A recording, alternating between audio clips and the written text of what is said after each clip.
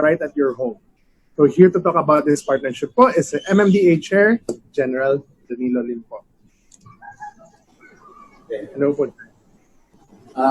Magandang umaga sa ating lahat. I'm pleased to be with all of you this morning on this very important occasion, the MMFF and Globe Telecom Partnership signing. Yung MMFF natin ay bahagi na ng Kapaskuhan dito sa Pilipinas, ng mga Pilipino. At bahagi na yan ng ating tradisyon at gawa ng ating sitwasyon ngayon sa pandemya, hindi pwedeng mawala ito. So gumawa tayo ng paraan para kahit paano maging masaya pa rin yung ating mga pamilyang Pilipino. May makapanood pa rin sila.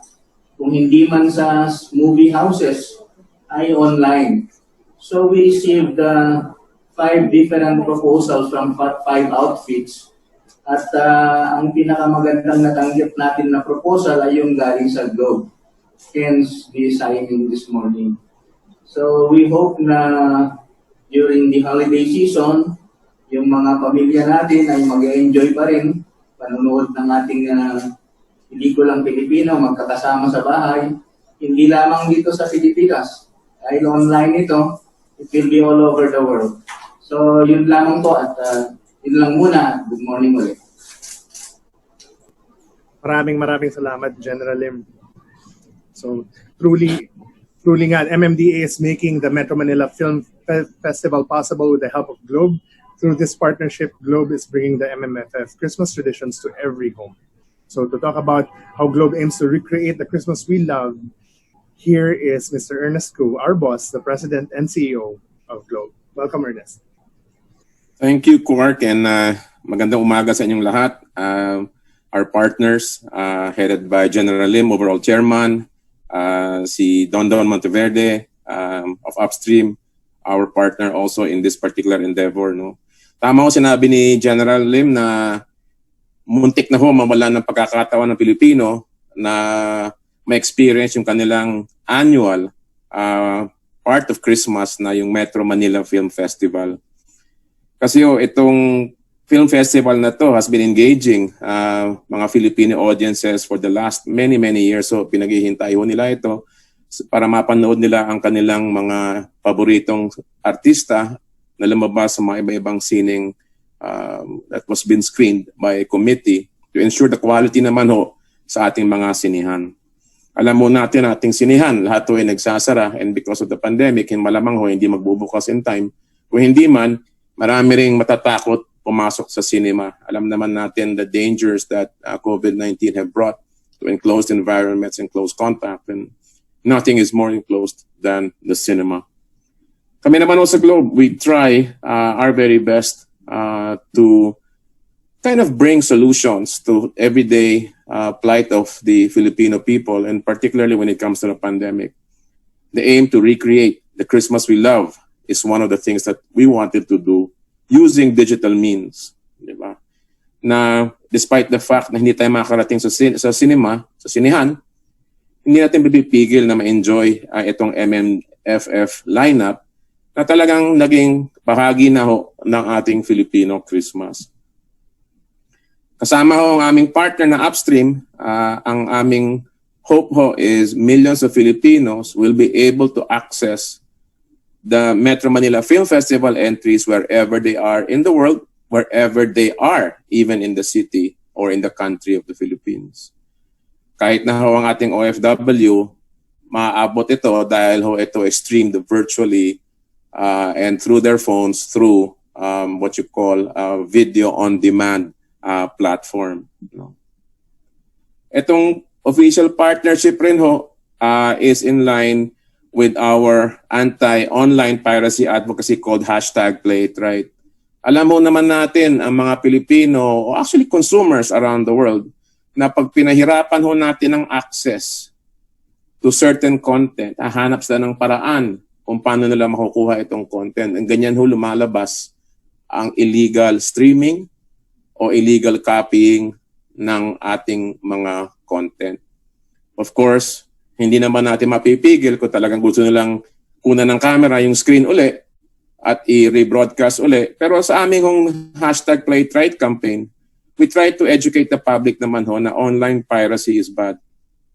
Piracy is negative because when one pirates content and does not pay for it, you affect the livelihood of hundreds and thousands of people in the entertainment and content industry.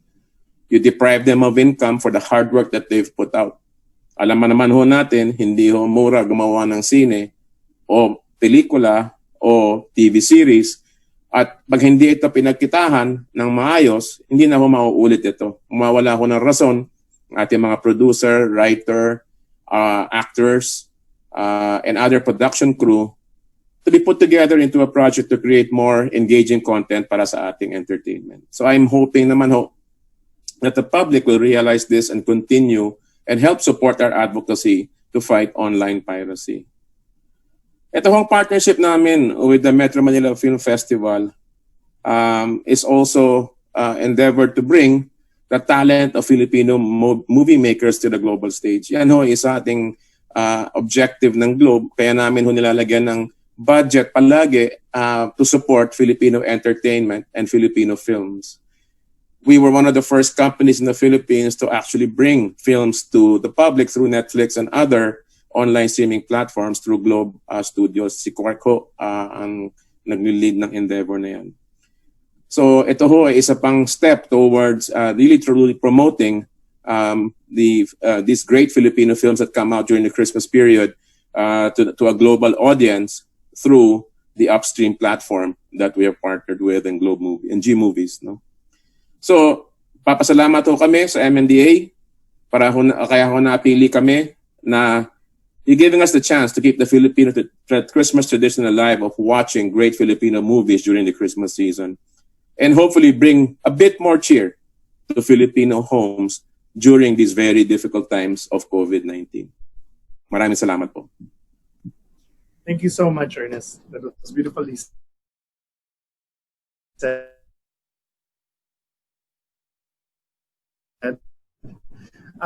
Together with the sponsorship of MMFF 2020, Globe will allow Filipinos both here and abroad to experience the magic of the Metro Manila Film Festival and keep the spirit of this Philippine holiday tradition alive. So we're very excited to present how we're going to do that. No? Kasi nababasa ko din po yung mga tanong nyo. How is this going to happen? Diba? How's MMFF going to help our platform? Alam niyo naman yung G Movies. When you want to watch movies, it's a ticketing platform. You can reserve movies through the app. But now there's a new feature on G Movies. And to talk about that, we have our Vice President for Product Innovations of Digital Solutions Group, Mr. Chris Cheng. Thanks, Mark. General Lim, James Kenneth Benta, Treasurer of Sphere, Don, our partner in Upstream, and of course, Ernest, our CEO. Thank you very much for allowing us to be part of this great endeavor. G Movies is the market-leading online movie ticketing platform in the country, allowing you to skip movie lines and go straight to the cinema door. We are pleased to offer tickets to the new online transactional video-on-demand platform, Upstream. In this unusual situation brought about by the pandemic, the G Movies team continues to innovate by offering new ways to empower Filipinos to access top-notch content with just really a few taps on their devices. This is also our humble contribution to the film industry, without which G Movies would basically have no reason to exist.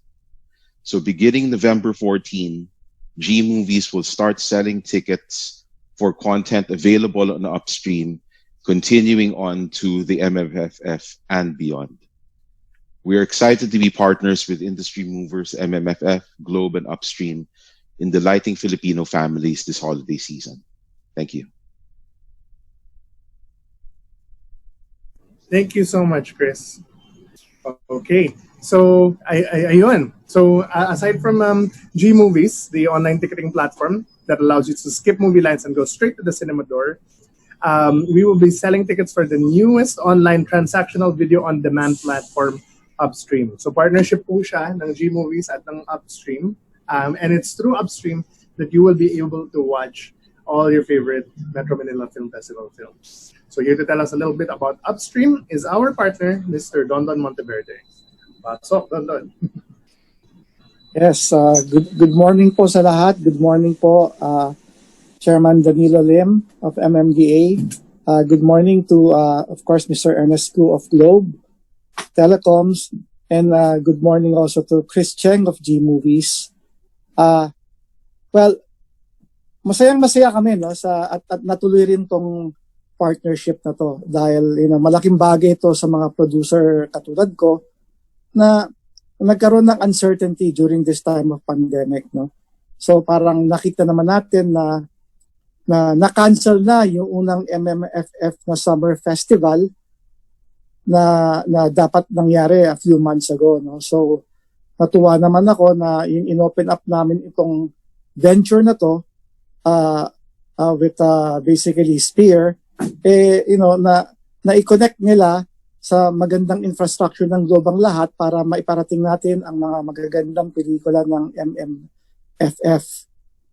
Kaya nga, dahil dito, we are able to stream the movies to all our Filipino audience here in the Philippines and abroad.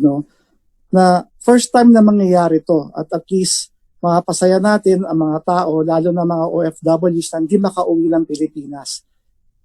Malaking bagay ito para sa amin na magpasaya ng tao dahil every time pag gumagawa kami ng pelikula, gusto namin ma-entertain ang audience namin, lalo na ang Filipino audience.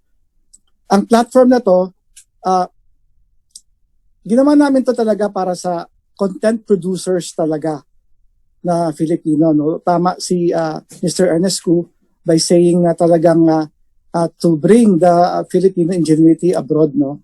So I think this is the perfect platform where basically Filipinos can actually showcase their wares, diba? And then bring this to even the furthest na mga tao na talaga nasa abroad na mga Filipinos na talagang sabik na manood ng Filipino content. Nagpapasalamat ako ng marami also sa ating mga kaibigan dyan sa media at press sa pagdalo nila dito sa event na to. No? Sana supportahan nyo kami dito at tulungan nyo kami na sana na iparating sa lahat na matutuloy ang MMFF 2020. Maraming salamat po. Salamat, Dondon. Yay. And thank you naman ulit sa lahat ng speakers natin who made it possible for Filipinos to bring their passions to life and recreate the Metro Manila Film Festival Christmas tradition right at their own home or wherever they want to experience it. I'm very excited. I really want to see to see everyone's smiling faces pag umiikot na ako sa Metro Manila sa Christmas Day. No?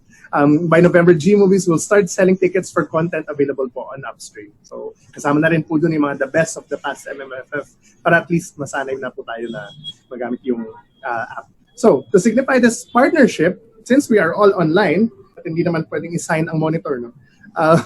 We would like to invite all our speakers to flash your mobile phones to your cameras to signify this partnership. So, like this.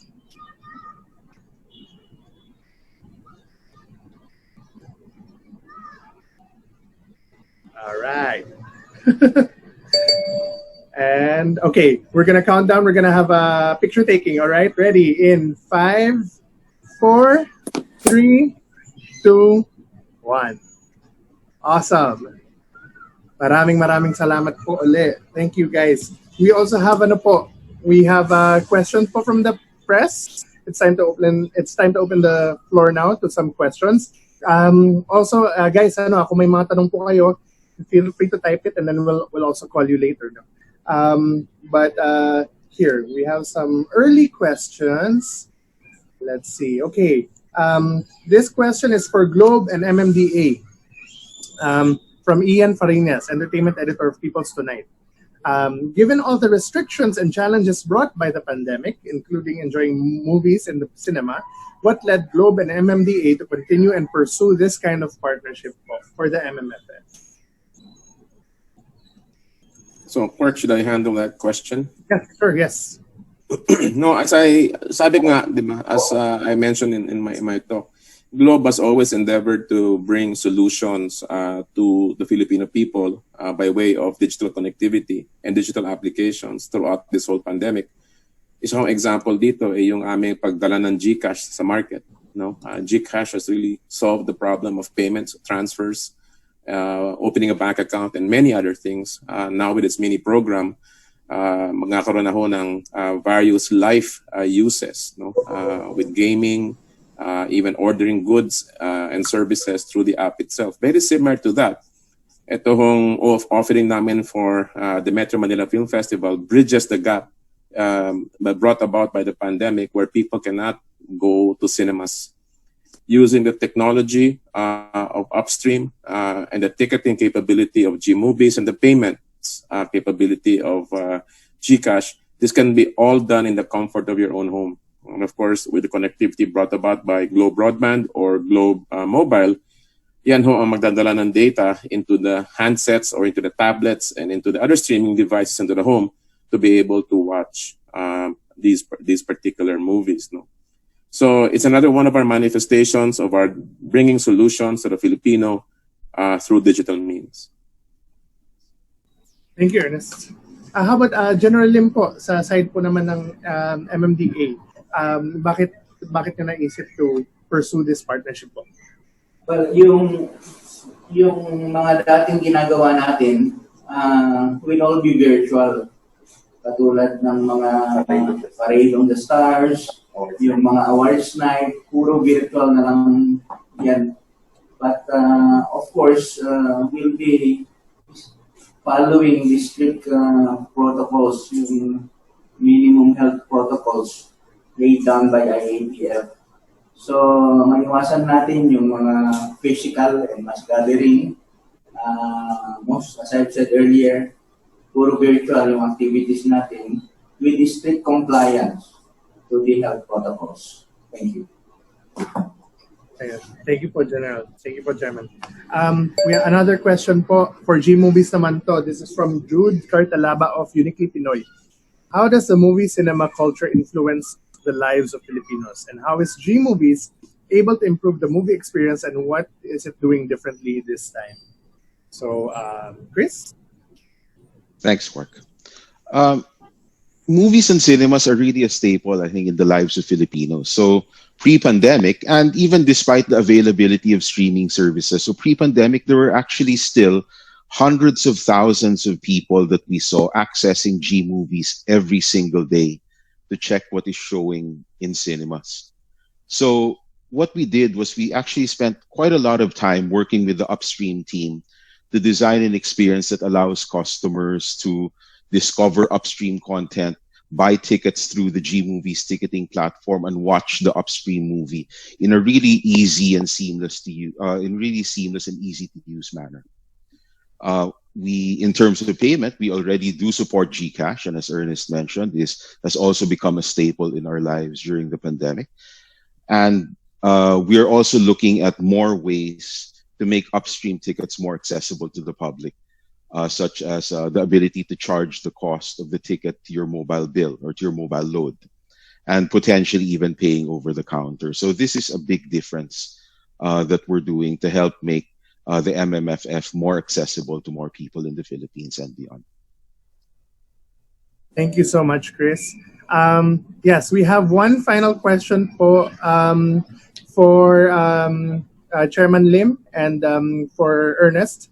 And then please also don't worry, sina Attorney Don Artes and Congressman Dan Fernandez and Don will be staying around po, and then we'll have a live Q&A then po after this. But the last question po to Chairman Lim and Ernest is, why do you think it's important to keep celebrating our annual film festival, including the Metro Manila Film Festival, even during these challenging times po?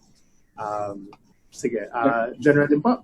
Yes, as I have said earlier, the MMFS has been part of the Filipino tradition during the holiday season, and will not allow the present pandemic to deprive our people of their chance to see Filipino movies during this season. So ginagawa natin yung paraan, the movie houses will be closed, cannot show these movies. But at least during the pandemic, during the holiday season, our Filipino families can enjoy these good movies at home together as a family and watch these films. So, hindi pwedeng mawala yung tradisyon na yan. Kaya gumawa tayo ng paraan na may present itong mga movies na ito through the online platform. Thank you. Thank you, po, Chairman. Thank you so much. And Ernest, yes, it's the same question. Why is it important to celebrate the Metro Manila Film Festival even during these challenging times? Well, Quark, we all know that the MMFF is a very, you would say, important outlet, no, for our Filipino film industry to be able to display the wares that they have developed over the past year. And pag di natin ginawa itong film festival na ito, ma-deprive natin ang ating film industry of an outlet and a revenue generating medium.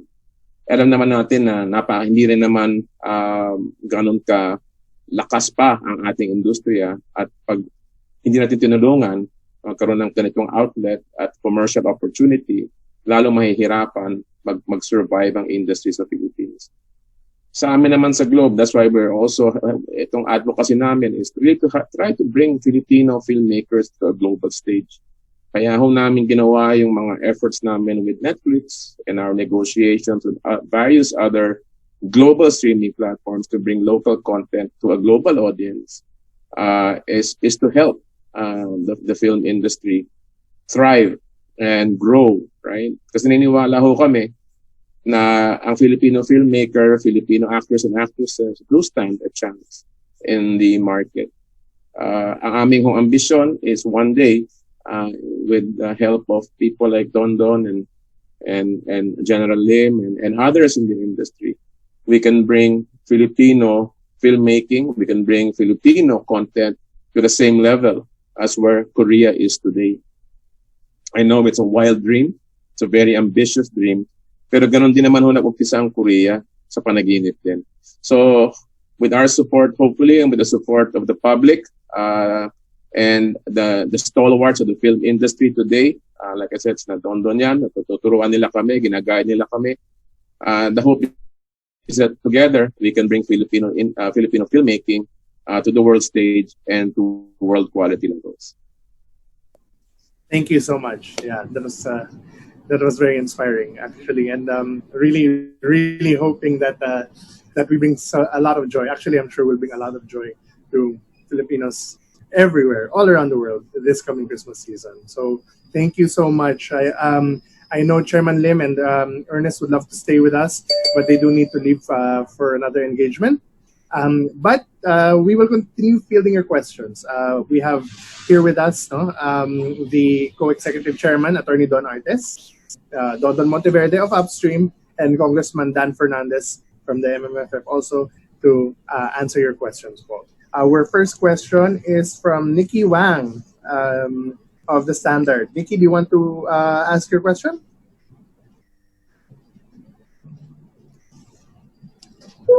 Sige. Sige, I have Nikki's question anyway. Okay, guys, what are the different ways that you are looking at to be able to bring more movie experiences to more Filipinos? Don, do you want to start? Well, right now nag-uumpisa pa lang tayo, no, kasi dahil nga dito sa new normal na to, no, parang we're attacking things differently, no. So maganda nga, no, at least, no, with the entry of Globe into the picture, no, na with their strong infrastructure, no, we're able to actually stream all these movies na pwedeng magawa ng mga Pinoy filmmakers, no, going out to our audience, no, all over the world, no. So sa amin, umpisa pa lang to eh. Then later on, di ba, we'll try to see where this goes, no, as we move forward, no. Parang alam ko marami naman pwede pang gawin, pero we're taking it a step at a time. For now, really concentrating on bringing MMFF really muna is the foremost concern of the group to basically all the Filipinos. Awesome. Attorney Don, kayo po. Our part, when we check kasi, it's very difficult talaga. IATF is very strict in terms of opening industries, and ang cinemas were categorized as category 4. So, isa talaga siya sa mga huling bumukas na industry. That's why nung may mga nag-present sa MMDA, MMFF regarding possibility ng pag-show ng mga MMFF movies sa online platform, we accommodated all of them, asked them to present yung kanilang mga proposals, and noong medyo certain na mahihirapan magbukas ang cinemas, we decided to pursue talaga yung pagpapalabas ng pelikula through online platform.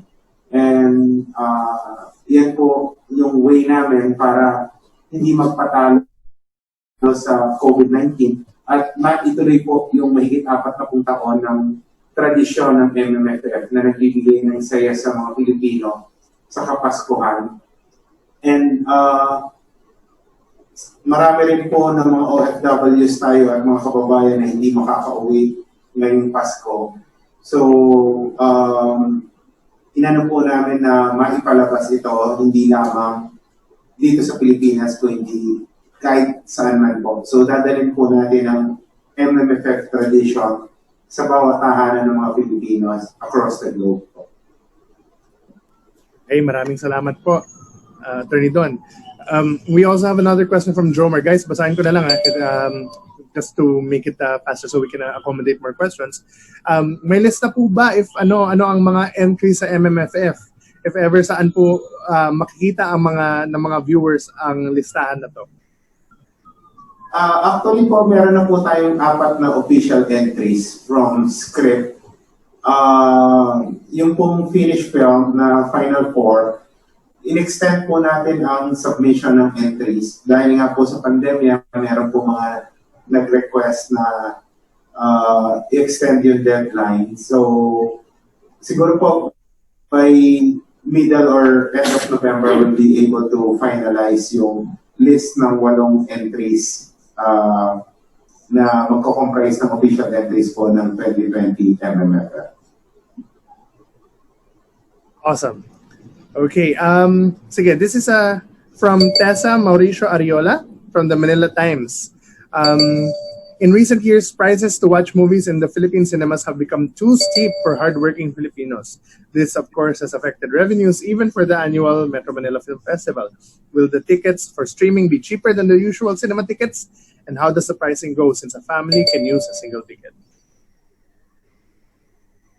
Napag-usapan po namin ito sa mga meeting. And right now, ang price po ng ating ticket para mag-view po is 250 pesos. Kagandahan po nitong pricing na to, hindi lang po isang tao ang makakapanood, kung hindi pwede pong magsama-sama ang mga pamilya para po magpanood ang pelikula. At hindi na po nila kailangan umalis ng bahay para mapanood po yung movie. So for 250 pesos po per movie, mapapanood na po ng buong pamilya ang isang pelikula na entry ng MMFF. So very affordable naman po. Yes. Okay. Our next question, para din po sa MMDA, it's of course Globe is doing an educational campaign through Play It Right. Yung Play It Right po is of course our anti-piracy campaign, no. But wouldn't this virtual concept make piracy easy? We all heard about what happened to Mulan in the US. May mga concrete steps po ba tayo to help prevent piracy? Don, you can also Answer. sige po. Yeah, ako na lang sasagot yan. So, yeah, kami naman we're continuing to basically do a lot of steps really to crush piracy here in the Philippines. No? So, alam naman natin na talagang nandyan yan. Diba? Kailangan natin siguro magtulungan lang para mapugsa natin tong mga piracy na to, no? Well, for one, basically we basically will put up our own task force to really put down a lot of these piracy sites na lumalabas, no? If possible nga, tuwing pag may lalabas, itatawag namin para i-down namin ng mga sites na yan. Another step basically, no, is to right now also make sure na na through the infrastructure na we're working with, no, malalaman namin actually, no, kung talagang mayroon kumokopya ng pelikula o download to, no. So we will try to flag that down also, no, with partners, no. And of course, no, gusto rin namin makipagtulungan rin sa mga ibang government agencies para mapugsa nga ang piracy all over the country, no. Syempre, first time natin gagawin tong online platform na to. Kaya basically, we will do everything that we can to make sure na hindi ma-pirate ang pelikula. Thanks, Donon. We have two more questions, guys. This is from MJ De Leon of glitz.ph. In the past editions of the Metro Manila Film Festival, the results of the awards night sometimes dictate the box office results in the last few days of the festival. Will there still be an awards show online? Yes po. Lahat po ng traditional activities ng MMFF like Parade of the Stars and Awards Night, gagawin pa rin po natin. Although it will be virtual na rin po para po makiliwas tayo sa sakit at ma-observe po natin yung proper protocols ng IATF. So it will be virtual po and tuloy-tuloy po lahat ng traditional activities ng MMFF. Okay, thank you, Attorney Don. Okay, we have one last question po from John Bueno of kumagkao.com. Ganda naman ng pangalan ng website. I will log on to that website after this press con. Okay, are there plans to do physical screenings as well for those cinemas who have protocols in place, or will that completely scrap that idea? Sa tingin po namin, baka hindi na po tayo magpalabas sa sinihan. Ang unang-una nga po ay iniiwasan natin yung maging venue po siya ng pagkalat na sakit. And baka hindi rin po economical na ipalabas yung mga movies sa sinihan. Gawa po ng strict protocols like sa amin po pagkakaalam, yung iba pong sinihan or LGUs, nag-impose po ng 2 seats apart. Pag ganun po kasi, 1/3 capacity na lang po ng sinihan ang ma-occupy. So, I don't think it will be economical. So, it will be strictly online po ang pagpapalabas natin ng movies sa 2020 December MMFF. Thank you, Attorney Don. Okay, guys, that's all the time we have, unfortunately. But thank you for joining us, sending in your questions. We've taken note of the other questions, so we'll either contact you to answer them, or this is not the last you'll see of us. Meron pang ibang press con to announce, of course, entries, and of course to show you how to use the product. No, so keep your other questions in mind for that the next time we see each other. In the meantime, we'd like to thank again Globe, the MMDA, G Movies, and Upstream for bringing the Metro Manila Film Festival this year and empowering Filipinos to recreate Christmas we love right at the safety of our own homes. Thank you as well to all our media friends who joined us this morning. We super appreciate your time. Ito po si Quark ng Globe Studios. Enjoy the rest of your day po. Maraming salamat.